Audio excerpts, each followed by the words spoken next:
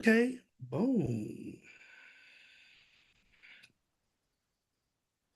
We're about to be live in like 10 seconds, and then I'm gonna do some promo stuff, getting it up, and then Okay. we'll get into it. Bet.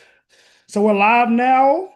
Ryan, I'm about to just I love our fan base, but I don't think anybody's tracking the first 10 seconds. So Yep. I'm about to get our I'm just about to put the promo stuff out and head over to YouTube now to see.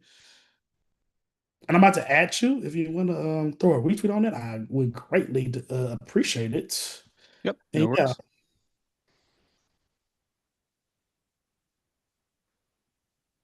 just so like yeah, because I mean people can go back and watch it, but we can get some live viewers. I'll be down.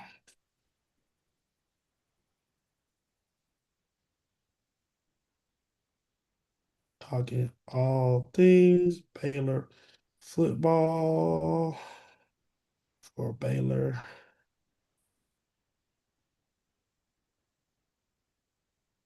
All right, tweet is out. I added you, and yeah, we can get it going. Sounds good.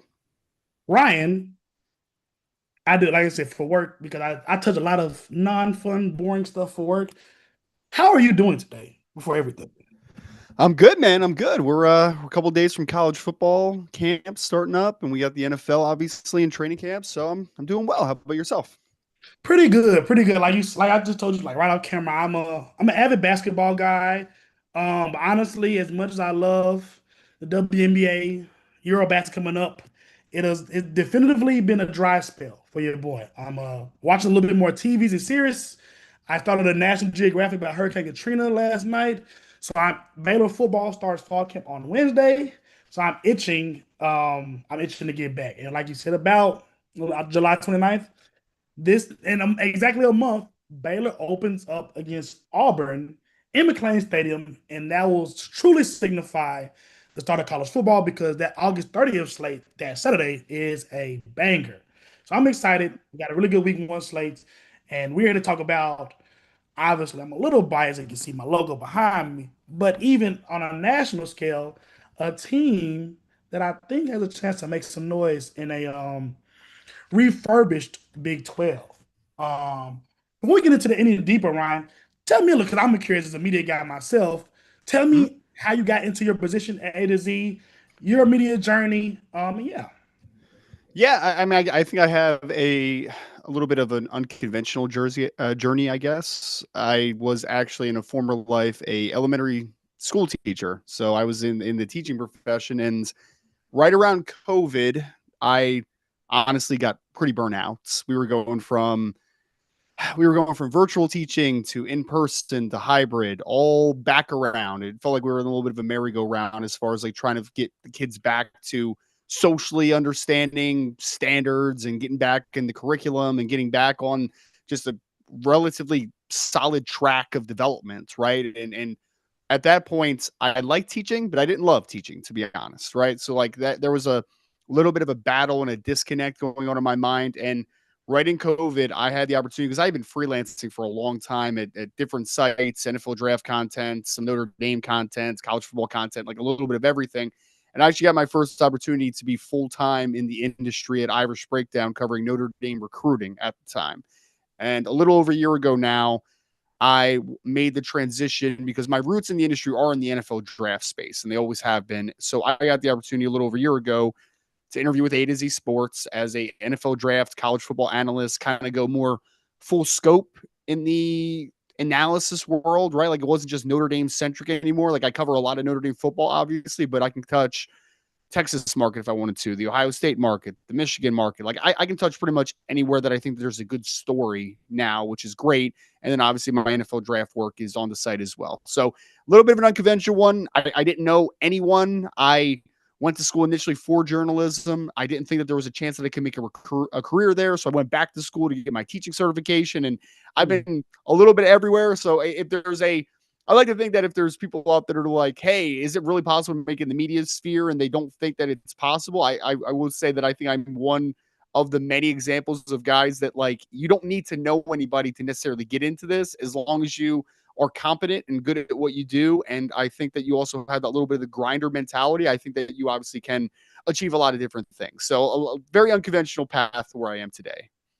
I love that. I love that. As somebody that's honestly, on your path in terms of trying to convert from doing it as a hobby, a passion project, to converting to a full-time gig, I appreciate that because it's something that, as they continue to hire former athletes, I mean, former pro athletes, I'm a former athlete myself, former pro athletes to crash and burn as journalists, it can be a little discouraging because it's like you Sure. see people's credentials and you had some very good hits. Shannon Sharp, for controversy aside, is very entertaining. Randy Moss, for my money, is the best NFL wide receiver ever, and he always does great on ESPN. Press Randy Moss, I know he had some health stuff recently. But also, yeah, you have some big misses. So it is kind of, like I said, frustrating to see that it seems like the margins are smaller for the journalists that want to get into space where the companies are kind of prioritizing name recognition. So I really Well, appreciate that. I mean, and it does get really tough because, and we talked about this a little bit beforehand, but print media is in a very strange place, even fully virtual now. Like when I was growing up, I got the daily news. I'm right outside of Philadelphia, so I got the daily news every single day and just read articles. Obviously the print media has gone to online media, and I write 25 plus articles a week, so like I still dabble heavy into written content. But really, for people that grow consistently in this space, you need to do more nowadays, right? Like you need to do the video stuff. You need to go, be able to do the social clips. Like you need to be able to do a little bit of everything nowadays. So like we have seen the media sphere just kind of completely shift over the last few years, obviously. Like it's very different than what it was 5 years ago, very different than what it was 10 years ago, and a completely different world than where it was 20 years ago. When did that shift for you start happening? Because I just, very recently started, seeing you putting out some cool stuff. Like I read your work for at least a year now. But like it's Yep. even something that made me laugh out loud was your Drew Allen rant recently. So what was the shift for you in terms of the intentionality with trying to be on camera? So we started the podcast, me and Joe De Leon, who's my co-host. We it's had different iterations, it's had different titles at this point, but we started an NFL draft podcast about 5 years ago. And luckily Joe he was a broadcast journalism guy. He was a communications guy. So he keeps up with like what the trends are, right? And we've even seen this with like radio now, like WIP's one that's really popular near me, where they were just, I mean, exclusively a radio show, obviously, but they have really hit the YouTube market crazily high the last couple of years. And so luckily Joe knew that like, hey, we need to get ourselves on camera. We need to hit social media. We need to hit YouTube. We also still need to hit the podcast platforms, Spotify, Apple Podcasts, all that type of stuff. But it really is like you want to hit as many streams and markets as you possibly can with your content. Because the great thing about the video market is I can make a video where I think I make a good point about a player or a team or whatever. I can take that video and then I can embed it into an article. So I'm now creating print media on top of the video. So like we are at this point, we're a multimedia entity, right? Like that's what we're doing. We're trying to hit every single market. So luckily Joe was a guy that I think had a good handle on like where the media space was going. And you've seen a lot of radio, uh, television, you've seen a lot of just websites, and all these people start to steer into like, hey, we need to hit multiple markets here, and one market isn't enough anymore.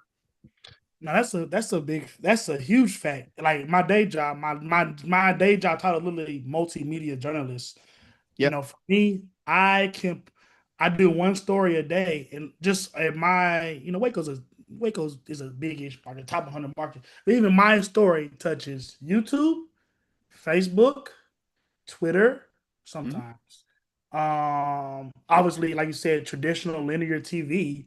And I'm trying to think, like it's like so those four just for my station, and even Yep. like you talk in the content creation space, YouTube, obviously, social media, Twitter, Facebook, Twitch is a burgeoning platform. Yeah, so it's definitely, even for this, honestly, this we're gonna, talk about some local stuff, some national stuff. Even this will probably be repurposed in 2 to 3 different forms. And Our whole podcast, obviously live right now. We'll probably clip it up, put it on Twitter, put it on YouTube because it is like you said. You never know which platform will take off, and you never know which platform like your best following. TikTok obviously is another big one. So now that's something that I really I like this conversation because a lot of people I'm a media junkie, honestly. I just watched the ESPN Plus mini docu series, I guess I would say, about like sports debate TV. And Yep. like you said, the way that people that I idolize growing up in the industry, Mike Wilbon, Tony Kornheiser, the way that they make their money now is completely different than the way they make their money even 5 to 10 years ago. So it is versatility is the name of the game now, for sure. It's really funny too, and not to go too long in the tooth on like this subject, but do think it's a fascinating one because I mean, like I think most people just go like, nobody likes to read anymore, and they'll say like, I want it's the TikTok brain, like they just want their news super quick and digestible and small, and there's obviously a lot of truth to that. But I also think from my experience as a school teacher, as a teacher in that educational space, there is also something to everyone takes in information very differently and learns differently, right? Like Mm, that matters 100%. Like me, I was not a I was a visual learner. Like I needed to see it. I needed you to manipulate it in front of my eyes and be able to touch it. Some people can just read it and they got it. It's all up in there. My wife is the best reader that I've ever seen. Like she can read something, fully understand it, and digest it that way. Great. Some people are auditorial learners where they need to hear it. And some people are manipulators. Like they need to have those manipulate. They need to manipulate things in front of them and be able to touch it and then really understand it. So yes, there's the TikTok brain, there's the laziness, like that stuff exists. But I do think that some people need to understand also that like people learn in much different ways. Like I think that I'm a solid reader, but like me comparative to my wife, I'm not even in the same ballpark. I'd probably have to go back and reread something to make sure that I got the point across. Her, she can just breeze through it and probably finish a book twice as fast as I can, right? So like people are just very different learners as well, and they take in information very differently. that's a fact. Being like I played at Prairie and them, I'm a tactical learner myself. So I think that's a big way that I volunteer to the local high schools out here.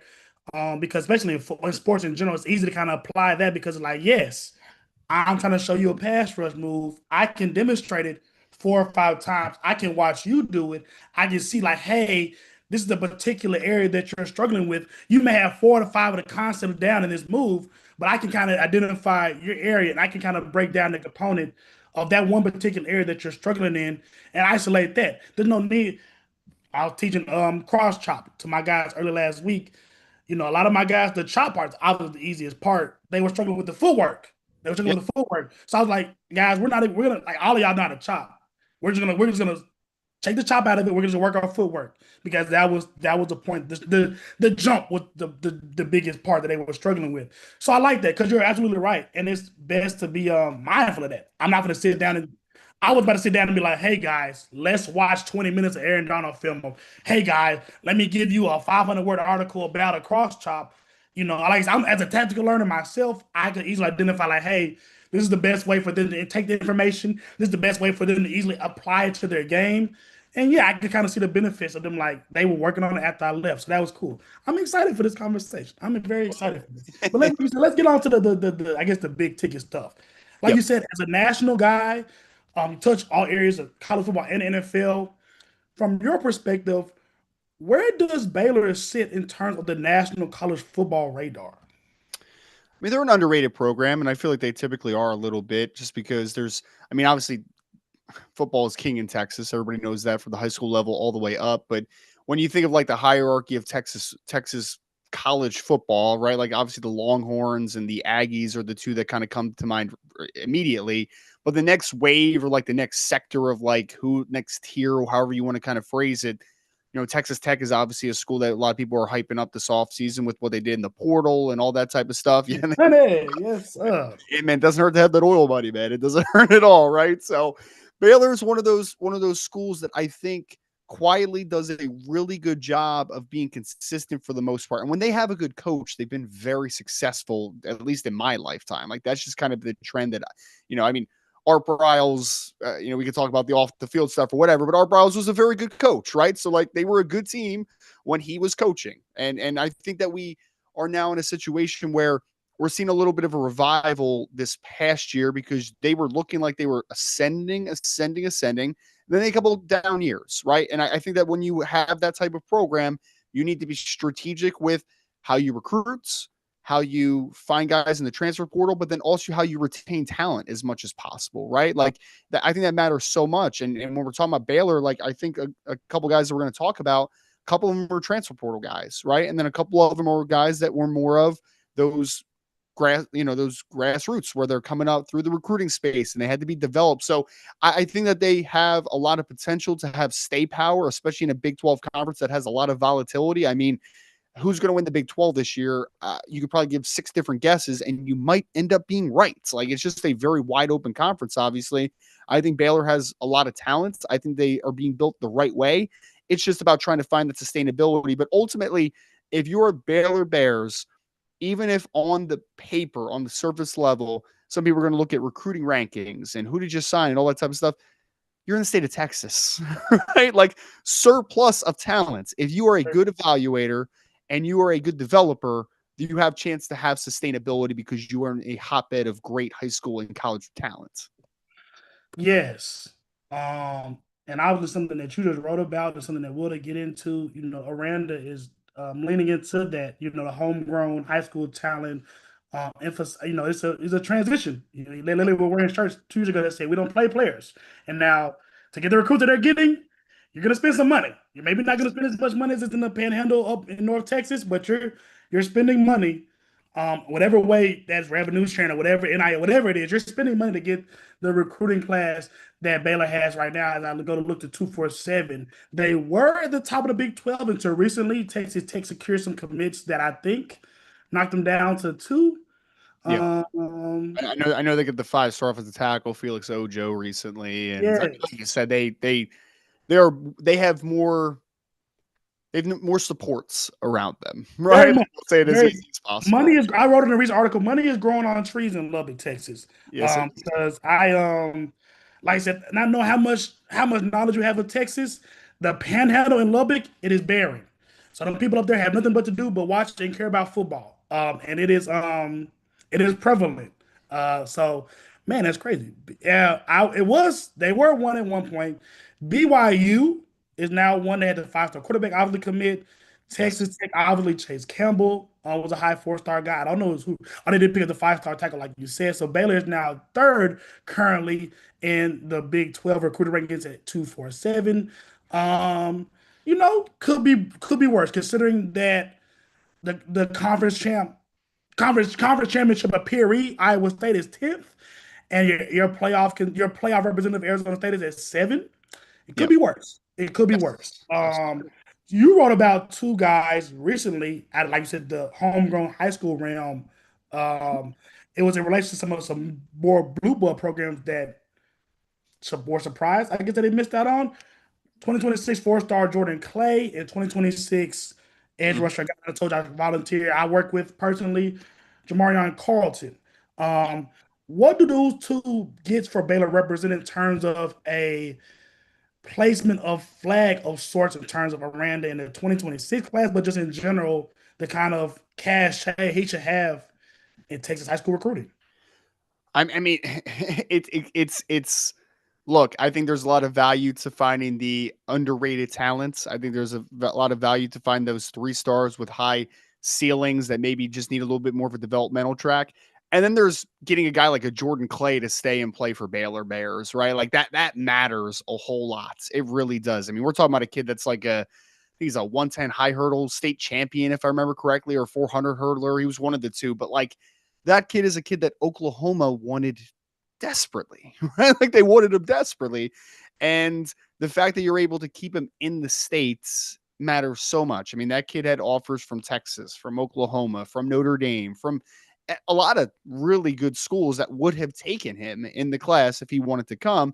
So I think that is, I mean, that's huge to be able to keep some of that more top talent, top level talent in the state. I think is huge for a school like Baylor, especially. So, and I think that when you talk about both players, monumental wins, monumental wins. And if you start sprinkling in more of those type of wins with identifying and developing talent both in the recruiting ranks and in the transfer portal, I think that just speaks volumes to the development. Because again, like when we get to Sawyer Robertson and we get to Travion Barnes and those types of guys, neither were crazy high school recruits, and both come from the transfer portal, and you still found and are developing them to be stars in your program. So I think it's monumental to be able to get that high level talent to be able to stay in the state of Texas, especially. But I also think that it speaks volumes that you're kind of hitting in. We just talked about multiple markets and media. You have to hit multiple markets in the developmental process of building a program as well. And I think that that is a couple great examples of like what you need to do on the top ends. No, exactly. As I go to reference the 247 ratings, I literally just finished off my recruiting series of all five of Baylor's 4-star commits. Like you said, especially 4-star commit, we're generally talking top 300. Yeah, once you get to a guy of that level, you're gonna have your Texas, your OUs, your A&Ms. Yeah. You know, you're gonna be hard pressed even in the transfer portal era. Sorry, my day job was taking my voice rapidly. You're gonna be hard pressed. To see those schools if they have a legitimate shot at those guys just purely pass up on it. The Porter era is not that. So my question to you is, it's a two-parter, I guess. Yep. A, do you think that what do you think? Because DA has gone on record saying like we're emphasizing high school recruiting. We're emphasizing high school recruiting. Yep. What do you think of that strategy? And do you think in this era of college football that a team that primarily emphasizes high school guys versus portal guys, do you think that's a sustainable formula to build a program? Yeah, I think that is that. I think that is the sustainable. Uh, I think that's the sustainable ideology. Like I think it is 100%. Does the portal have its place? Absolutely. Do you need to tap into the portal? Absolutely. But it's like in the NFL with free agency. Do you need to tap in and use free agency wisely and find good deals and find good value and find guys that maybe perform above market compared to what you're playing them? Absolutely. Like that stuff matters so much. But the best teams, I think, still in college and the NFL level are teams that recruit the high school ranks, retain talent, and develop that talent. Like that's I think that that's you look at the two teams that just went in the national championship this past year, right? Notre Dame and Ohio State. Did each of those teams tap into the portal? Yes. Did they do it at a crazy high volume compared to some of these other schools? Absolutely not. I think Ohio State had 6 portal kids and Notre Dame had like 6 or 7, right? So like they're using the portal, but I mean, you're seeing teams that are completely flipping rosters every year. Like they're getting 20, 15, 20 kids out of the portal each and every year. You need it. But when you talk about like why Ohio State was able to win a national championship last year, like, yeah, we can, of course, Caleb Downs is a great player, right? Like Quinshon Judkins is a really good player. But the stars of that team were mostly still homegrown talents. Like you think Cornell about Tate, Tyler, Jeremiah Smith, yeah, the linebackers. I can't Sonny think of the linebackers. Styles, yeah, yeah, Exactly. You're 100% right. yeah, Um, so go like I said, you're a pro, right? I really appreciate this. yeah. Going off that, I was the top 3 recruiting class for Baylor this year, 2026, 2025, a top 3 recruiting class as well. As you mentioned in our recent article that you read, you wrote 21 starts hot for DA's term, 12 wins the season. You have some down years, obviously. So do Mhm. you think this recent upswing in recruiting success for Baylor is a trend, or even the kind of a blip on the radar, essentially?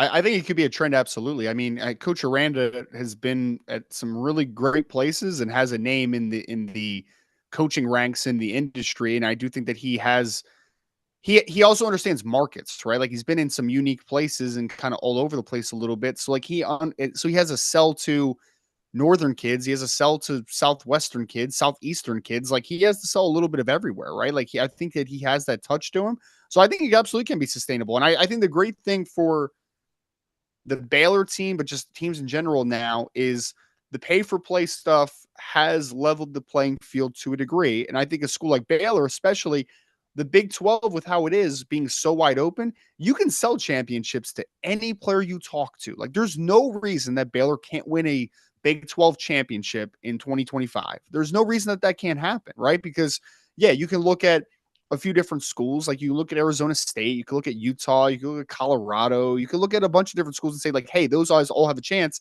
And while you might be right, that doesn't mean that you don't, right? Like all you have to do is be a good recruiter and then have a good sell and have a good vision. And I think that Coach Aranda has all that in him, and he has the experience, he has the background, he sent players to the NFL. So I think all those things together, yes, it can be sustainable. Absolutely. I think it was huge to get back into the win column this past year and have a little bit of a revive in the win loss record. And if you're able to build on that, like let's say Baylor wins 10 games and wins a Big 12 championship this year or whatever, like, and they make a decent bowl game or maybe even sneak into the playoffs, depending on what that final record is and how the standings are, then I think that you're absolutely building a sustainable product because you can now say, hey, Texas, Oklahoma aren't in this conference anymore. And they're not going to just, one of those two teams is probably not going to win it more often than not. We are a team that can compete for a championship every single year in the conference. And if we do that, we'll have a place in the playoffs and we'll have a chance to play for championships. So I think that that is a big sell. And I think that it's a full scale sell because Coach Aranda's experiences give him a lot of different vantage points, a lot of different perspectives, and a lot of different selling points to every recruit out there. No, that's I love learning. I love learning when I have on guests because you are, like I said, even looking at DA's resume, born in California, obviously made his kind of his bones as LSU DC Mm-hmm. during the, I call it the Joe Burrow years. Before that, position coach in Wisconsin, and obviously now. So there, honestly, yeah, there's no Been sector of the everywhere, man. country It's been everywhere. Yeah. outside, I guess, your stomping grounds, the Pacific, the Northeast, Philly, New York City. Outside of there, there's no direct. There's not a place in the country where a DA does not have a direct line. So that is actually very interesting. Yep. I have a bullet point, but like I try to be an active listener, so I want to go into one more thing before we get into the meat of this. Yes. Um, another two-parter. A, Dave Aranda, not recently, triple negative, was on the hot seat. Yes. After you had some down years. What is the national perception of Dave Aranda going into 2025? And what are reasonable expectations for Baylor football on a year-to-year basis? I think the expectation should be to compete for a Big 12 championship every single year, then see what that means, right? Like obviously you're not going to win it every single year, but like you should be within shouting distance with a game or two and being able to be in that conversation, which means you have a winning record, you are close to 10 wins, you are a playoff shouts away from making the field, or if not, you're still in a good bowl game, right? Like I think that that should be the expectation if you're Baylor because they have the talent pool and I think they have the coach in place to potentially make that a sustainable product. I do think that again, like last year was huge. After a couple down years, I think getting back into the winning ways and showing progress was massive for Coach Aranda. But I do think that it can become with what you said already of you're recruiting better over the last couple of years. You're starting to build a product. Look, they caught lightning in a bottle the one year because they had a bunch of veterans who were there and everything just kind of fell in line and fell in place. You hit the other side of it like wow, we probably were a year or two ahead of Prague or where we should have been, right? Like you set the bar super high earlier in his tenure, and it made people think like, oh man, maybe Dave Aranda is not a guy. Like maybe he's not the guy. But in reality, they were probably just a little bit ahead of schedule, and the products, the program was not built exactly how we wanted at that point. It's like you probably it wasn't a peak. I just think that you were a little bit ahead of where your developmental track was at that point, and it set some false expectations of like what it should be every single year. But I think 8, 9, 10 wins every single season with how you're recruiting, the sustainability, as long as you have a good quarterback, which obviously Baylor does right now, and if you have that again, Big 12 championships, maybe a playoff berth. I think that that should be the expectations for this program. Okay. And it's nice to have a clear outline because, like I said, as a hoop head, a native of Memphis, my hometown, Memphis Tigers, kind of go through that right now. Hey, I love Penny. You talk about roster flipping. Obviously, not as many guys in basketball. He Yep. is getting 9 guys out of the portal every year, which I am not a big fan of. Um, but yeah, like you talk about like lighting the bottle. First year or second year, whatever it was, you have James Wiseman. You have 4 or 5 5 stars. You Even if you don't go to the tournament, you get a money base the next year. You get Jalen Duran the next year. So there is something to be said about like recruiting versus on-field product, elevate expectations versus lighting the bottle. But even like I said, as the Memphis Tiger basketball fan base, it is a struggle to be like, hey, what should be the normative expectation, especially for us as a non-power conference program. So it is nice to have what I think should to have a outline of what should be realistic expectations for your program because if you don't, you can set yourself up for failure every year.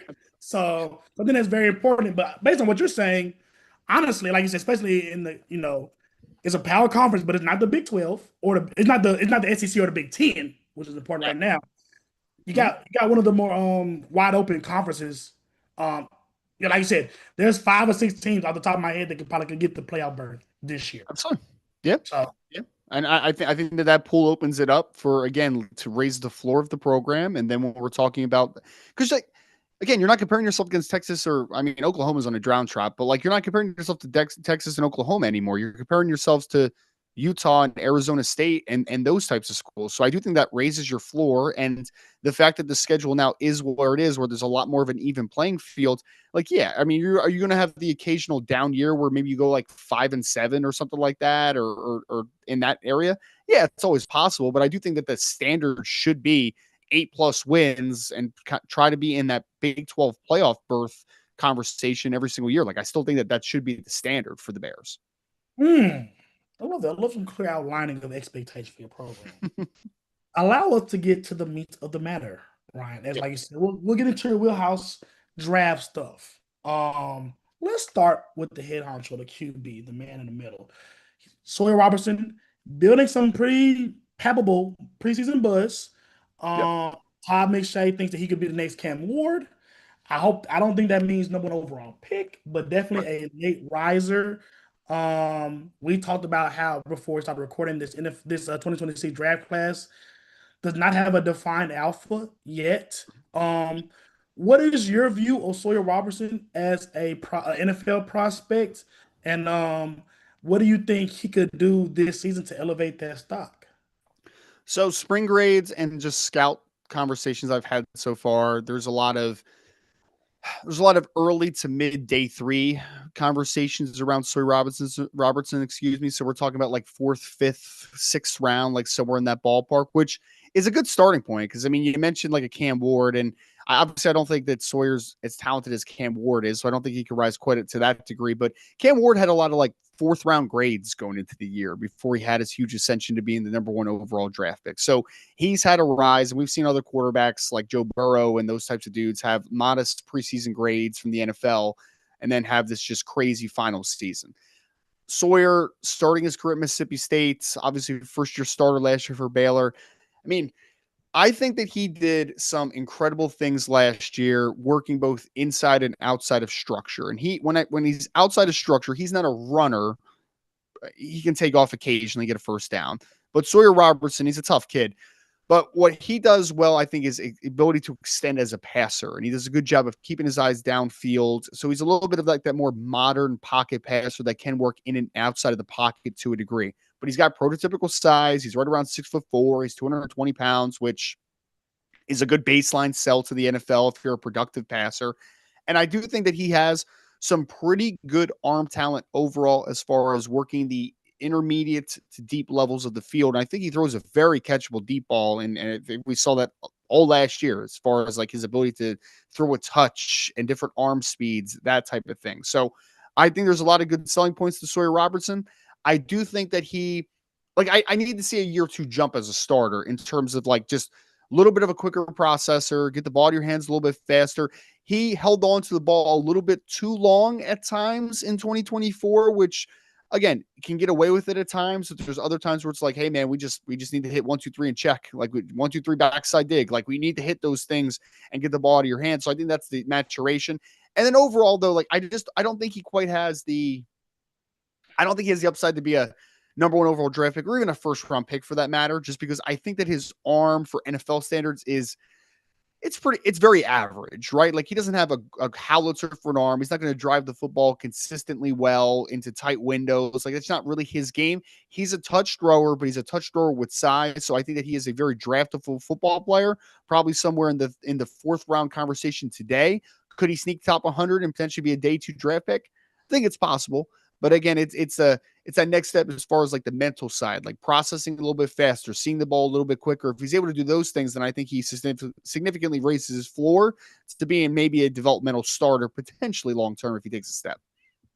So, based on what you're telling me, and let me get this pulled up real quick. Let's see how quick I can go on the fly.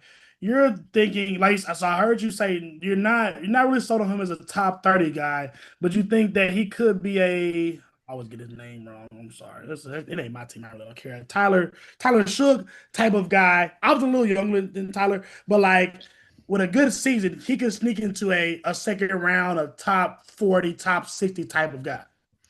Yeah, I mean it's possible. Kind of high. Yeah, I would say more in a vacuum of maybe a top 75 pick, where he's maybe more of a late third, I mean, an early third round pick, maybe a back end of the second round guy. Like I think that that generally just kind of is because Tyler Shuck was such a unique case, right? Because like, yes, he was an older prospect, but he had never really stayed healthy at a couple of spots. So his developmental track was very different. Like he wasn't a typical 25-year-old that has played a ton of football. Like he was still very new to the position and he had a lot of arm talent and upside physically. I don't think Sawyer quite has the tools of like a Tyler Shuck, for instance. But like again, if he ends up being a top 100 pick, I would not be shocked if he's picked like pick 75, pick 64, like back end of the second rounds. Wouldn't be shocked at all. I think that he's one of the higher floor passers in this class. Like there's a few guys in this class that I would kind of doom with that dreaded high upside, high floor conversation, like the boomer bust thing, right? Like that boomer bust label. I think that Sawyer doesn't have as much ceiling as a lot of guys, but I think his floor is significantly higher due to his size, his production, and then knowing that he does have the developmental track because he is only a 1 year starter and there's only room for growth. Mm. So diversified a little bit, talk about the rest of the team. Do you think that Sawyer Robertson is the best 2026 NFL draft prospect on this Baylor team? If not him, who's some Yep. other guys that could be in competition for that? So if all right, so I'll say this. I think there's two guys that could threaten to be the first Baylor player off the board. And I think that one is, and this guy actually has pretty high spring grades compared to maybe what some people may think. But Michael Trigg, who is the tight end that has spent time at USC and Ole Miss, is very well liked in NFL circles. And obviously, he had a productive 2024 season, showed a lot of growth. That kid's a freaky athlete. A little bit of a smaller guy, H-back, movement-based dude, can play in the slot at times, can motion across, can move around. He can do a lot of different things, but he's a really gifted athlete. So that after the catch, he's kind of like your modern West Coast tight ends nowadays, right? Where he's going to play detached a little bit. He's going to motion. They're going to run a lot of wide zone, and maybe he's not the greatest inline blocker or attached blocker of all time, but I think that he does enough out in space to be solid enough in that department. But he's a freaky athlete. But there are some things that he needs to answer as far as you've been in three different programs. You kind of really didn't have a breakout season until 2024. Why is that? Like, there's some whispers as far as like, just typical maturity stuff. Like he needs to answer during his times at a couple of different spots. So Michael Trigg's an interesting one. The other one that I love, like this is my guy, and this is a guy that I think is going to be rising in his class, is Travion Barnes, who is the transfer portal addition at linebacker this year. That kid is a little bit 130 smaller. tackles last year. We talking about Mr. Travion Barnes? Yes, Yeah, sir. a ton of tackles last year, man. And he's going to obviously get the chance to show that power four level now, the consistency against better level of competition in the Big 12. But that kid, a little bit undersized, but he is a very good athlete on the second level, can play in pursuits, quick trigger, downhill type of player. And he plays with a lot more physicality than you would think. And I think that I saw at his previous stop, he was listed at like 224 pounds at FIU. But what I saw from the spring measurements that he is up to like 235, 236 pounds, which I think is important. Like that kind of gives you a little bit of more upside, potentially playing at the point of attack, getting off of blocks more consistently, stacking and shedding, that type of thing.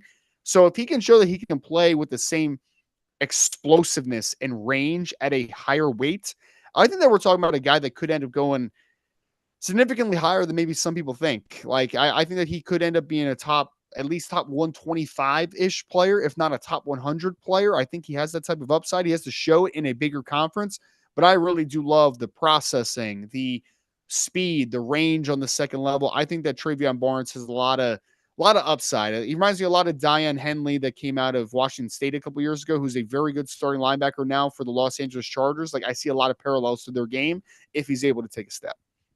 Mm. Just a question for me. Yep. As I look at the at last year, it was kind of I say abnormal. I guess you saw one, two, three, four, five. Saw five true off-ball linebackers going the first 80 picks. The draft before that, Adrian Cooper, forgive me, I think is the only off-ball guy of note that was drafted, I think, in the first three rounds, I think in 2024. How valuable is the non-pass rusher run and hit sideline to sideline archetype in today's NFL? I think it matters a lot more than people maybe even realize. Like I would think of it like this, Josh. Like boxes are lighter now with how offenses function. You're trying to space it out, run the football out of more spread looks to kind of to lighten those boxes. So people think like, oh, that's devaluing the linebacker. I would argue the opposite. Like that makes a Fred Warner so much more important because one, you're playing with less linebackers on the field consistently. You're playing with less crowded boxes, which means that that guy has a lot more responsibility on the inside of a defense. Like, yes, he needs to run and be able to cover, but he also is playing against the run in a lot lighter boxes and a lot less help around you ultimately, right? So I think having a Fred Warner, a Roquan Smith, those types of guys, like that is so valuable. So if Travion Barnes ends up being just a fringe rosterable player, then his value is what it is. Like it doesn't make him incredibly valuable. But if you are a player that shows that you can play on all three downs and you are an impact starter, you are such a valuable player. Like those guys matter so much. So I think if you were a high end starter, your value has increased. It's just devaluing it's devaluing the rest of them, right? Like you're keeping less linebackers on the roster now because of just the natural numbers game that you're playing against. So those back end of the guys, those barely rosterable players, they're not more valuable, but those high end players, the guys that can do that dirty work and play on all three downs, those guys I think matter more than ever, I would argue. Mm, okay. Okay, so I'll pose this to you because a guy that you're really high on, Sonny Styles, fits Yeah. this mold. A guy that you mentioned, Fred Warner, is kind of in this mold too. Do you think that the new age, like, I mean, as a former D1 guy myself, and just a general lover of the game, do Mm-hmm. you think that who should I think? Like your Reggie Waglands, your CJ Mosleys, your traditional 250, run stopper, I think those are phasing out. Do you Yes. think it's more so like Sonny Styles, a guy that was a bigger safety that can run with your slots, but also Mhm. come downhill? Do you think that that is the new age linebacker that can be your starting Mike Sam Will versus like, hey, Reggie Wrangler, you got on your neck pad, you're 250, you may not run with your slot, but you're playing the box. Do you think do you think that in a situation to where the majority of your starting linebackers in the NFL are under 235 pounds and probably need to run at least a 4.6? Yeah, no, I think it's said perfectly. I talked to a scout a couple years ago who basically said the two down run stoppers that you always hear about are now one down players at this point, right? Like they're a lot less valuable than they used to be. So yes, and I think that comes back to my original point of the guys that are being valued are the guys that can show that they can stay on the field for all three downs and be impactful in multiple ways. What the modern space game is in the NFL, as far as an offensively, is made what is matters most and was valuable defensively is guys that have that versatility to do multiple things, right? Like we have blurred the lines between what a Mike linebacker and what a Will linebacker is, what a Sam linebacker and a Mike linebacker is, what a boundary safety versus a field safety is, what a nickel versus safety is. Like all those things are getting What a very nickel versus a linebacker is. Yes, exactly. Yeah, we're blurring those lines, and the reason we're blurring the lines is because we need guys that can do multiple things at this point. Like a Sonny Styles is a perfect example. He's 6'4" plus. He's 237 pounds. He has a history of playing mid-hole safety early in his career at Ohio State, and he showed that he could play with range. And also, his body type allows him where he can play Mike, Will, or Sam just from a physical perspective. He has enough length to set an edge as a Sam or play on ball if he needs to. He has enough length and physicality to be able to play Mike, and he has the range to be able to play Will as well. So those guys are absolutely much more valuable than they were. The one down or two down run stoppers, depending on how you want to phrase those guys anymore. Those guys are you have to play special teams to be that guy at this point, right? Like it just does not matter as much. You need versatility in today's game because ultimately, what is football offensively? Creating mismatches, creating space, right? You're trying to get teams to put the wrong personnel on the field and take advantage of whatever the mismatch lies. Defensively, you need versatility to be able to create your own mismatch, right? Like if I get a linebacker isolated against a running back, I need a guy that's going to be able to run on that wheel and be able to cover effectively enough. If I'm a nickel, that I'm rotating to too high because of the coverage variation or the motion across or whatever coverage shell I'm in. You need a guy that can also be able to play from depth and be able to not just be strictly a nickel. And it's the same thing with outside corner. If there's a short motion and you're in man, you need to be able to have a guy that can potentially match up and work inside as well. So I think that those lines have been blurred and versatility has been a more important thing than it ever was before. So you're talking about Baylor. You have two guys that I think honestly, I mean, Caden Jenkins is a really good football player, but for my money, your two best players on defense may be your linebackers, Travion Bars and King Thomas. I think undoubtedly those are two really good college football linebackers. Yeah. Uh, with Travion and Keaton, I think he'll be a 2027 guy, I believe. Do you think that those guys can operate in space, cover slots through like that? Are they more traditional? Even like I said, even like Keaton is at 225, Trayvon, like you said, is border like 230. Is that like are those guys that you can trust in space to cover your slot on a dig, to get your running back on the ground? Do you see those guys as having that capacity to stay on the field for third downs in the field? Yeah, well, I can only speak to Travion, but yes, I think that Travion can do that. Absolutely.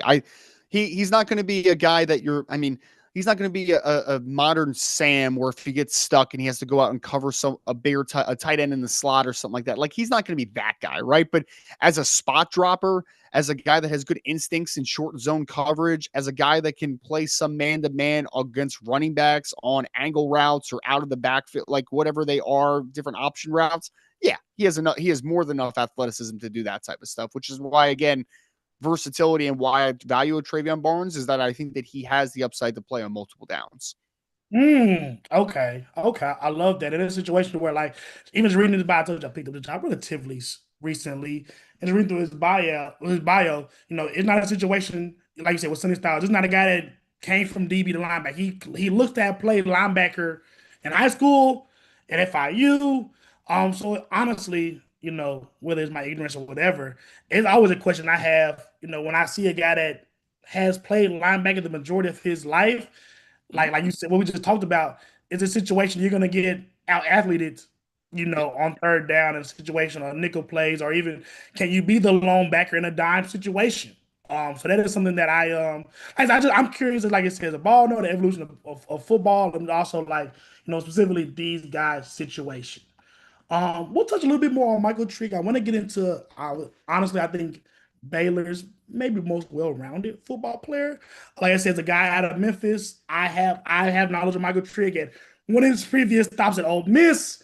Obviously, a Yep. stop at USC, but I think he signed with USC at high school, if I believe so. I can't remember honestly. Yeah, I know. I know he was Ole Miss second, so I think it was USC then Ole Miss. So Yep. yes, USC, Lane Kiffin, as we know, as Ole Miss, as a Tennessean, Lane Kiffin has traumatized both both sides of my state. Ole Miss right there by Memphis is okay. He spoke very bluntly about Michael Trick's shortcomings at his first stop. Yep. Ironically, Lane Kiffin again at Ole Miss. You know, Michael Trick has had two unceremonious exits before getting to Baylor. Talked about the maturity. What are some of these things? Do you have any knowledge of those situations? And obviously the on-field stuff. Yep. He's a prototypical kind of H back, kind of a Jatavion Sanders kind of reminds me of. Yep. Um, what are some of the things that he can you do to elevate his stock on the field and Yep. off the field in terms of answering some of these concerns? Yeah, I think on the field again, like his versatility is going to be his biggest sell, right? So one, continuing to up that production. He had 30 something receptions for over 300 yards last year, so we start to showcase that upside. Can you do it at a higher volume now, right? Can we get to 40, 50 catches and then really kind of take that next step from a production perspective? But I want to see him do it in multiple ways, right? Like I want to see him attached at times, but I want to see him as an H, moving all over the place. I want to see him working out of the slot at times. I want to see him running a little bit more of a variation of routes, right? Like let's expand the route tree a little bit. Like that's his sell, lining up multiple spots and being able to attack multiple levels of the field because he's a really good, he's going to test really well, like really, really well. I wouldn't be shocked if he's like a 4.5 something kid and he verticals well. Like he's a super athlete, man. So I think that Michael Trigg, the football player, and Michael Trigg, the athlete, they need to kind of actualize one another and become one in 2025. We saw glimpses of it in 2024, but can you take that next step? I think that's the best big thing on the field. Off of it, like there's just whispers of maturity, work ethic stuff, right? Like, does he want to be great? Is he locked in? Is this what he wants to do? Like all those types of things. So when you're talking about the full draft process after the season, and scouts are going in right now, obviously, right? Like they're checking in all of these schools, they're on the road, these area scouts. But in the draft process after the season of whatever All-Star game he ends up being at, whether he gets a combine invite, pro day, 30 visits, all these types of things, it's a resume building process. So in all these settings where you have the opportunity to meet with these teams, interview with them, and again, like at the combine, hopefully at the Senior Bowl, if not the Shrine Bowl in Frisco, like wherever it ends up being, you're going to have opportunities to be one-on-one with these teams, and they're going to ask you very difficult questions, and they should, because they're investing a lot of money in these not these players, in these people, right? So like, you want good people a part of your organization. Michael Trigg and his camp are going to have to be able to answer some of those harder questions, right? Like, why did it take you so long to hit your potential? Why were you at so many different schools? When you left the school, did it not feel like the easiest separation in the world? Like, all those things are going to be asked, and ultimately off the field, he needs to be able to have the answers to those questions and show that he has a growth mindset and that he's still trending upward from developmental phase, both as a player and as a person. Mm. Okay, like I said, just curiosity getting me this time. I covered Syracuse football as my last sports thing before here.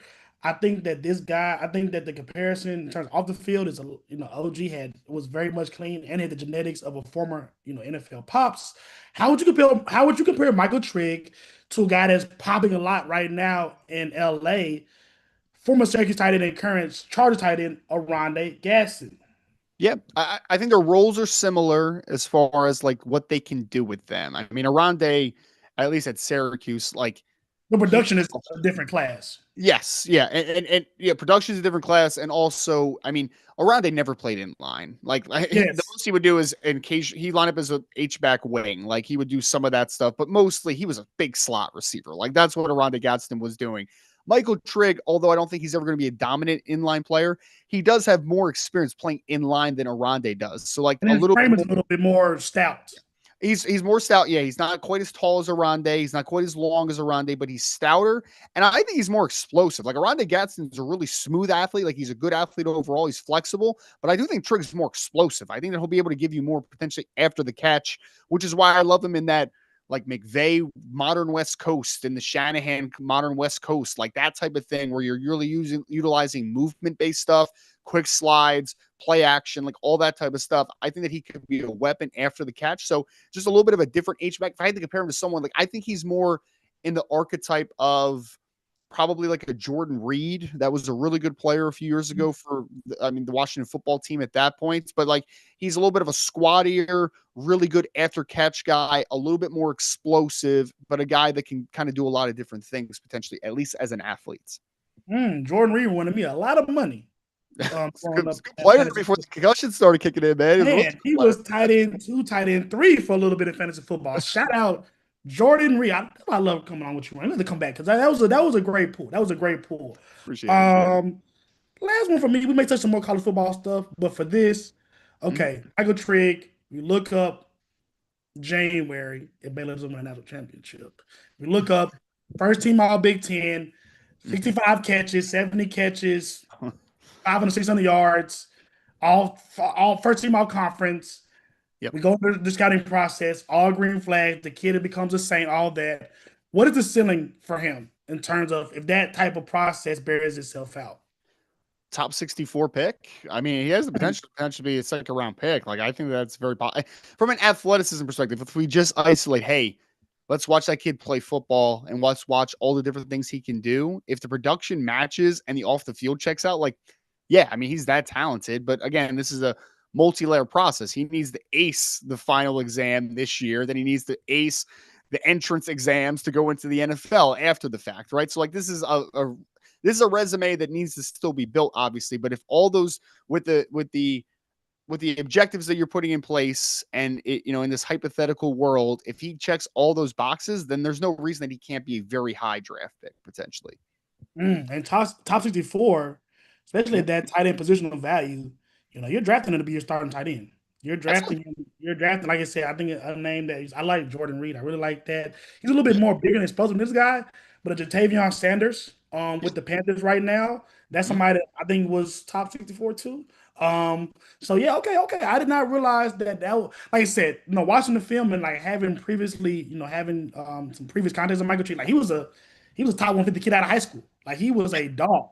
I mean, he still is a I, dog on the field, but it is I, just like I said, those parameters that the consistent production, but also the off the field flags. Those are probably biggest things. But okay, I didn't. I'm kind of surprised honestly, but it is not, like the film that film the athleticism of the film matches up. well, I'll give you one tidbit. I did talk to a area scout, a Southwest area scout for an NFC team that, I mean, straight up texted me and said that's a top 50 talent at the tight end position. So like the talent's obvious. Again, there's a lot of layers though that you need to get to the final evaluation of where Michael Trigg will go, but the talent is clearly there. There's a reason that he was well thought of, and there's a reason that he's been at USC and Ole Miss ultimately before this as well, right? Like you're talking about, I mean, he's been with some pretty good offensive minds in his career, right? And for all of Lane Kiffin's faults, and he has a lot of them, obviously, he is quite an offensive mind, right? So like he looked at Michael Trigg and said, that guy is really talented. I want him to be part of my offense. So yes, he is that type of talent without question. Just has to answer a few of those question marks. Mm. So okay, so but we're going like you said, boom bust. If this is a situation where all of these Baylor 2026 guys boom, you think that Michael Trick could potentially be the highest drafted guy out of 2026 for Baylor? He has the highest ceiling, I think, of anybody, right? Like I mean, again, Sawyer, I think that you're Sawyer Robertson, you're saying, hey, that floor is pretty fun. Like that's a good floor, at least maybe a high quality backup, if not a potential developmental starter. Like that's cool, right? For Travion Barnes, I like him probably more than a lot of people, but again, it's the floor, it's the explosiveness, the athleticism on the second level, and obviously the production that he's had. For Michael Trigg, the floor is not nearly as high as Travion Barnes, for instance, but the ceiling is substantially higher, right? So yes, if everyone booms, the guy with the highest ceiling absolutely is Michael Trigg. Mm. I love it. I love it. One guy that we touched on that honestly maybe Josh Cameron may have something to say about this, but I'll go with my money. The guy I think might be the most complete offensive weapon for this Baylor team in 2025, Bryson Washington. Yeah, Um, I don't know how I feel about. I mean, look, it don't matter how Josh Carver feels because they got to get their money. The red shirt sophomore draft entry, I'm a little weary about that. Utah has a tackle, Caleb Lomu, however you say his name, that yep, could be potentially in that realm too. I think a sophomore in the NFL draft, especially as a guy that hasn't started 2 years, it's a little iffy. But Bryson Washington is eligible for the 2026 draft. yep, What are your thoughts on him as a prospect? I think we both think that he'll be better suited to jumping in next year. But yep. what is your evaluation of him as a prospect, regardless of what draft he's in? No, I like Bryson Washington a lot. He popped a lot for Baylor, obviously, last year. I really like the decisiveness that he has a runner, and he plays with a downhill style that kind of took me off guard a little bit because he's not the biggest running back of all time, but he runs very physically and runs with a good low center of gravity. So I like the explosiveness. I like the no nonsense mentality that he brings to the game. I want to see a little bit more versatility this year. I think that would be a big thing of like just showing that he can be a little bit more of a diverse run scheme guy, right? So can we mix in a little bit more, maybe more outside zone, inside zone, a gap scheme? Like, can we mix in a little bit more to see that he could be a little bit more of a diverse runner? But I think that he has a lot of upside to him. Again, I think he's more of a 2027 NFL draft prospect. But for running backs, especially if he carries the ball a ton, I mean, he carried the ball a good amount last year, obviously, as a redshirt freshman. But if he carries the ball 250 plus times this year, and he's a top 150 draft pick, even, which is more in the fourth to fifth round range of what we're talking about, the conversation at least needs to happen because he's a running back, right? And the shelf life, it matters. Like trying to get to a second contract is what matters on the NFL level for these players. And if you're Bryson Washington, you're good enough to be at least a good committee back and potentially get to a second contract. that is a conversation that does need to happen with the shorter shelf life. So I think that's a conversation. I like that you mentioned Josh Cameron. He's a very interesting player. I hate that a number 34 plays wide receiver. Like, I think it's absolutely hideous, but as a former Walker, I was told, 'cause I thought the same thing. I loaded him on Dynasty a month ago, and I was like, this got to be a mistake. But yes, apparently, it's a whole QT thing. Former walk on to best receiver. I want to stay true to my roots, but it is truly hideous. I hideous. can't. Yeah, it's hideous. But the good thing about Josh Cameron is he's one of the better returners in the 2026 NFL draft. So I don't think he has a ton of upside as a wide receiver, but I do think that he's a guy that can stick in the NFL because of the Mm. special teams value that he brings. So obviously a little bit of a lighter, smaller slot type receiver that can win after the catch, but I really think that his sell is as a special teamer that can raise his floor to potentially stick on a roster in the NFL. Last question for me that sorry Trent, that may be Baylor related. Let's be following up something. We kind of touched a lot of things. The one thing, I mean, as a young guy, I noticed this on the game. His speed is only at 89 on college football. But even watching the tape, he like you say, he breaks off a lot of runs. He runs very violently. Yep. What do you think about his top end speed and explosion? He wasn't a high, he was a three-star guy coming out of high school. Mhm. Do you have concerns about Bryson Washington as a guy that may not be able to hit home runs consistently? Yeah, no, I think he's more of a single doubles hitter with the occasional triple. Like, I don't think he's a true home run hitter, which is fine. Like, I look, if is it great to be able to be a home run hitter? Absolutely. Does that up your value for sure? But there's a lot of good running backs in the NFL that are 4.57s. You know what I mean? Like, they're just not like high level, eh, long speed type of guys. Like, they're just not that dude. I don't think Bryson Washington's that guy either. Like, I don't think that he's going to break a ton of home runs. But as long as he's a single doubles hitter that hits the occasional triple, that's totally fine. I mean, there's a lot of running backs right now in the NFL that are good players that are not the guys that are going to break an angle. Like, not everybody's Saquon Barkley. Like, they're just not. Like, there's a lot of good players in the NFL. Are they going to be able to go 80 on a given touch? Absolutely, probably not. And Bryson Washington will never be that guy, I don't think. But he is a downhill, determined runner, which I think has a place on the next level. Oh my God, I'm blanking right now. I just had it too. Oh, you talked about the Washington football team. Oh, it was just in the back of my mind. Um, as you're the expert, not me. NFL player comp. I'm a big player comp guy. You look at Bryson Yep. Washington. There was a running back that played for the Washington football team, Alfred something. I cannot remember his name for the life Morris. of me. Alfred Morris, FAU. Yep. Thank you. Yep. That is kind of who I thought of watching Bryson Washington. Do you have another comp or a comp that's more on the nose that you think makes sense? I was going to say Kareem Hunt, but I can get down with the Alfred Morris comp. I think they're similar players, right? Like I think that Bryson, when he gets to his full maturation, will probably be between 210, 215 pounds, like a Kareem Hunt is.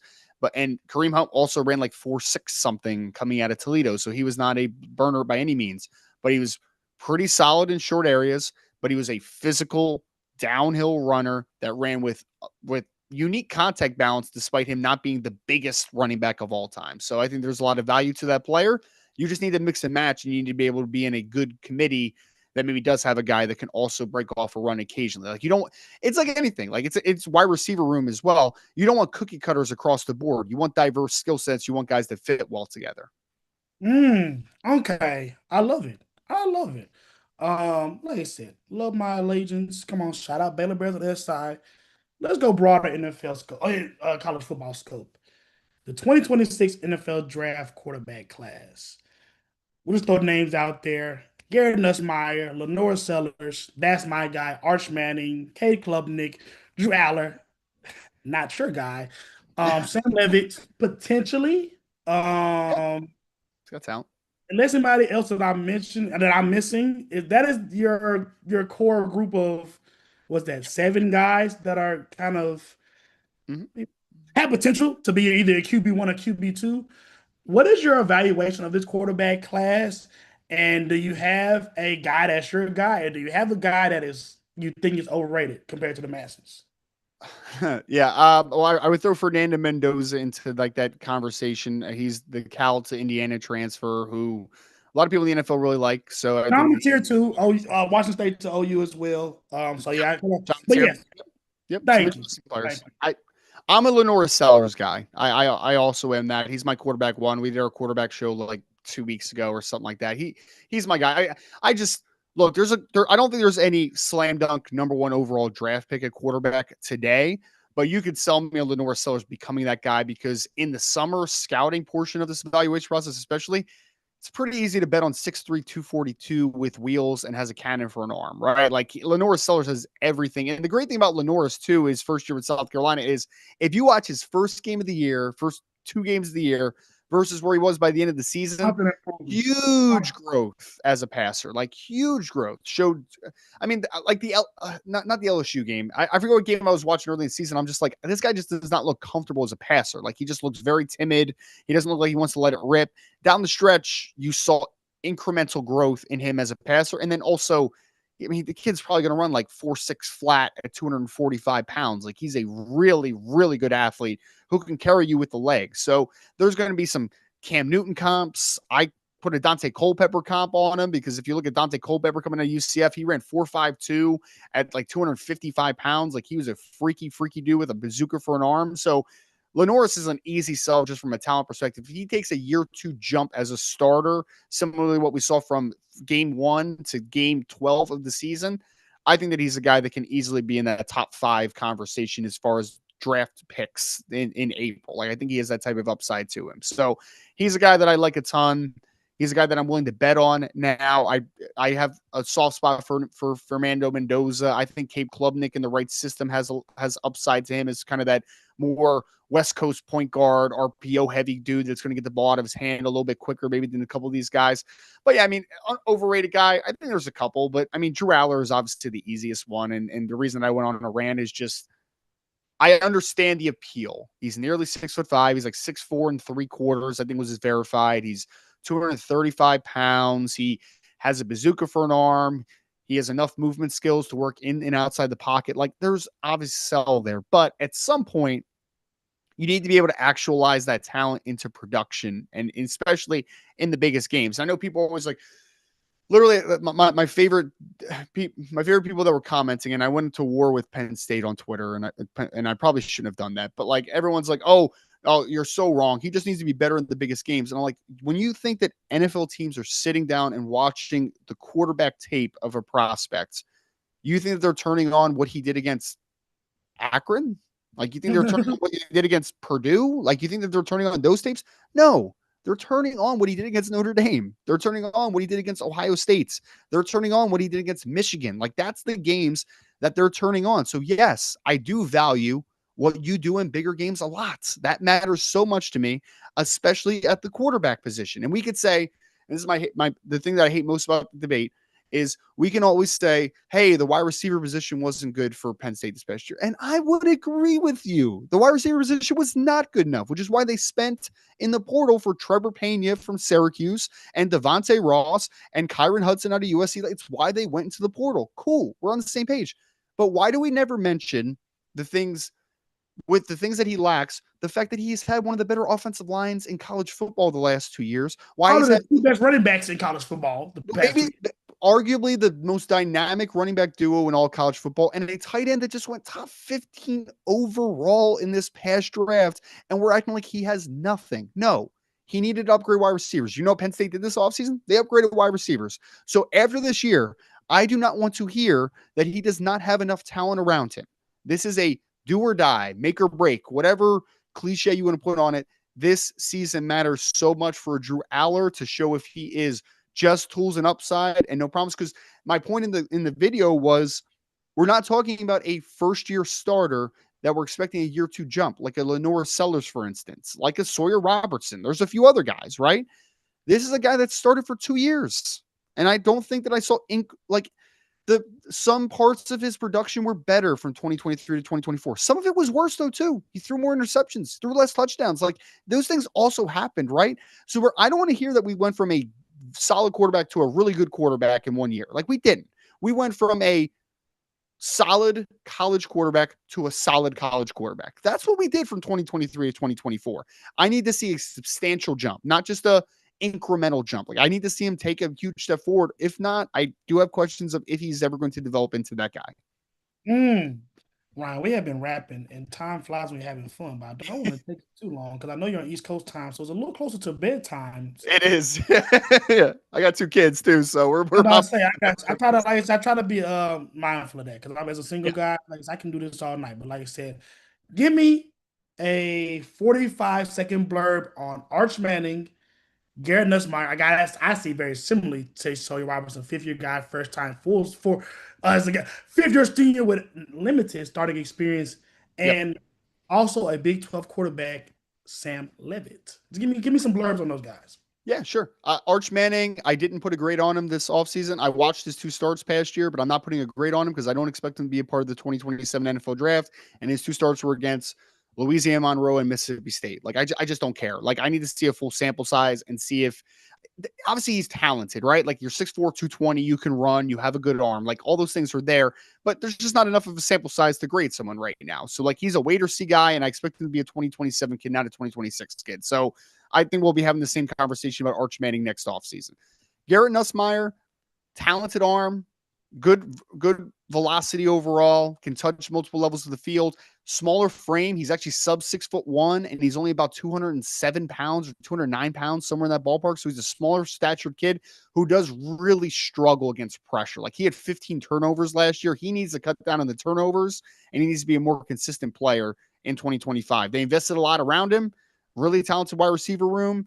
He has talent all over the place. LSU really broke the bank this past offseason for transfer portal, so we'll see the jump that Garrett Nussmeier can take. The arm talent is obviously there. And then Sam Levitt, he needs a chill pill a lot of times because he tries to do a little bit too He much is at a times. fun watch. He is definitely a fun watch. You are not lying. I have ADHD, and I kind of think that he might also have ADHD just by watching him play a little bit. He's a little bit frantic and just kind of all over the place. But I mean, he's 6'3", 215. He's got a bazooka, and he can move really, really well, right? So I see the vision. I am curious if he's a 2026 or 2027 guy because like there's a possibility that he could be a dark horse, maybe even first round pick in 2026, but he might be the first overall pick in 2027 if he takes a substantial jump, right? So that's the question we're dealing with there. Super toolsy. The game just needs to slow down a little bit. And with Cameron Scadaboo off to the NFL, I expect him with Jordan Tyson, his star wide receiver, to really take that next step and to be a lot more on a player like Sam Levitt's plate. I think he has a lot of tools, but he's also a little bit of a wait and see guy just because the game just needs to slow down a little bit for him this year. Nussmeier, guy that you mentioned previously, Clay Klubnik, a guy I'm kind of low on. Yeah. I feel how you feel about Drew Allen, about Clay Klubnik. We saw you since 2019. You were a 5-star guy. Mm-hmm. You were a guy that Dabo Sweeney kind of laid his foundation on. You've been good, not great. Good is generous. Nussmeier, Klubnik. Do you see those guys as first round top 30 guys, potential starting quarterbacks in NFL? No, not right now. I will one or two of them get potentially drafted in the first round? Absolutely. Will they be in mock drafts this year, this offseason? Absolutely. Should they be? I'm fine with it at this point because you're projecting forward a little bit, right? But would I be content with taking Garrett Nussmeier, or would I be happy? I don't want to say content. Would I be happy with taking Garrett Nussmeier or Cade Klubnik in the first round today if I was an NFL team? No, I wouldn't. But I do see the talent there, and I think that there is still upside to potentially developing into that guy. So they're in that group of like let's wait and see type of guys. There's only one quarterback, and I don't even have a true first round grade on Lenore Sellers right now, but he was the only quarterback today that I would be very happy with drafting in the first round. Like I would just be like, yes, I will bet on that and I will take it to the bank. Fernando Mendoza, you can convince me of, right? Like I think that he potentially has an upside to him as well. But I do think that this is a quarterback class that has a lot of tools, but does need to take a big jump as far as the actualizing that talent into production in 2025, excuse me. Last one for me, and let's get into a ramble. My guys in this draft class, Peter Woods, I think he's probably the best overall guy in this class. Anthony Hill, we talk about running head linebackers. Roquan Smith 2.0 in my eyes. Another Clemson guy, TJ Parker, definitely probably your best edge rusher, probably your immediate Will Anderson, 8 to 10 sack guy. Zachariah Branch at Georgia, somebody I'm very interested to see if you're not gonna have a more explosive guy in college football season than him. Who are Yeah, your guys in this draft class? Yeah. sure. Yeah, no, that's great. I mean, Peter Woods is an easy one. Like, I think that's one that most people just kind of see very similarly because it's like that dude's a 6'3", 315-pound just ball of chaos, right? Like, yes, he's a very good player. My guys, I love Jermod McCoy, the cornerback out of Tennessee. Like, I think he's CB1 as long as he's healthy. I know he's coming off the ACL tear, so like we'll see how healthy he is. But like that kid is a press man corner that could run. He reminds me a lot of JC Horn, and I'd love JC Horn coming out of South Carolina. So like, yes, love Jermod McCoy. Offensive line wise, I'm a big Drew Shelton fan out of Penn State. He reminds me a whole lot of Christian Darrisaw going into his last year at Virginia Tech. Like, I think there's a lot of parallels there. So that's a guy I love a ton. Jeremiah Love, I think, is the best running back in this class, and a guy that I am just fascinated with. Like 215 pounds, explosive, can run, long speed. He can hurdle as much as you love to just kind of see that occasionally. So he's a really good player. And then I think one of my guys that is getting buzzed, but not quite as much as maybe he should, is Max Clare, the tight end from Ohio State that transferred from Purdue. He had like 50-something catches for over 600 yards last year for Purdue. And Purdue's offense, Purdue's team last year was just putrid. And he didn't get any conversation because of him playing on that team. Now he's at Ohio State, and I think that he's going to be a very integral part of that passing attack to mix in with Jeremiah Smith and Carnell Tate in that wide receiver room. I think that a guy like a Max Clare could take a nice step forward at tight end. Caleb Downs, Yeah. undoubtedly best player in college football. How high can a true safety go? Can we see him be top 5? Can we see him be top 10? And Yeah. what is the top end? I've seen a lot of Ed Reed, Troy Polamalu stuff. I'm not comparing that kid to those guys. I'm sorry. I'm not. What is the high end outlook for him NFL wise? And can we see him go top 5? Can we see him potentially get drafted over a QB1 or offensive OT1?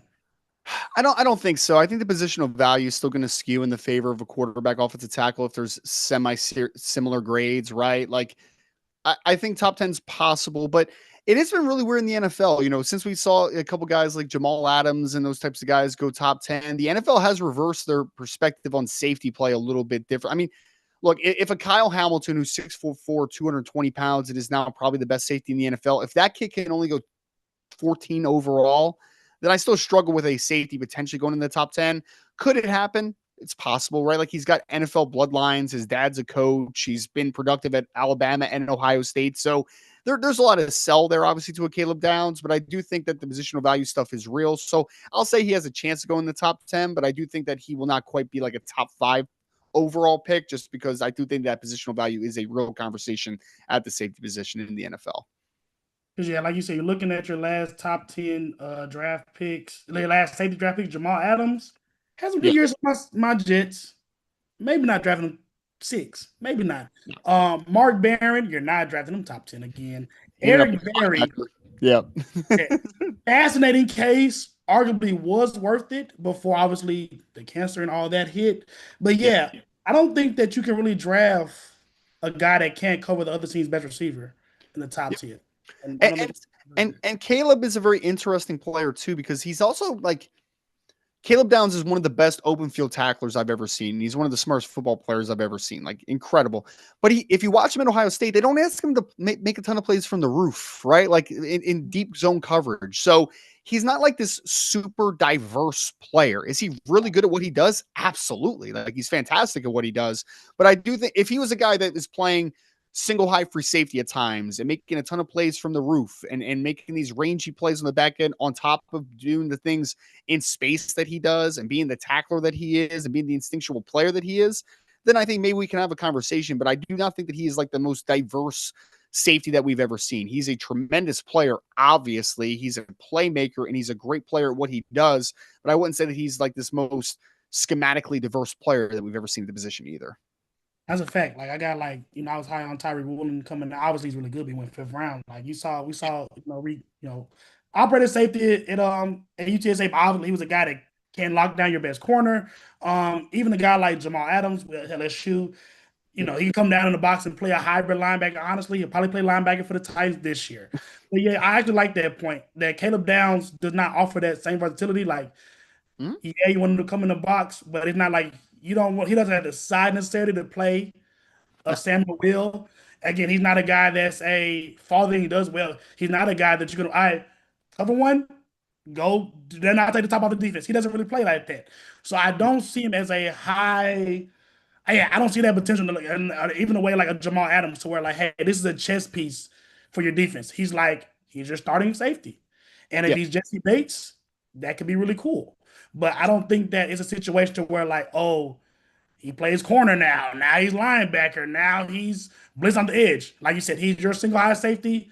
He can, like, he's football IQ off the charts, but he's Oh, kind of a relatively defined box for a safety that's getting a lot of top 10 buzz. So yeah, Ryan Roberts, thank you so much, buddy. We're gonna do that again. That was fun. I'm gonna look at my notes after the show because it kind of flowed really easily. We're live still. Plug anything that you got coming up and tell the people where they can find you. Yeah, you can follow obviously the site I work for, A to Z Sports, of A to Z Sports.com. You just go over there and check out all the college football, NFL draft, and NFL content, depending on what team that you frequent and teams that you root for, fandoms for, all that type of stuff. You can follow me at Rise and Draft on Twitter. If I tweet out all the links to my content, whether that's podcasts, whether it's YouTube, whether that is articles, you can find all the content over there. And I appreciate you for having me on tonight. Ryan, thank you so much. Hopefully we can do this again. Ryan Roberts, Josh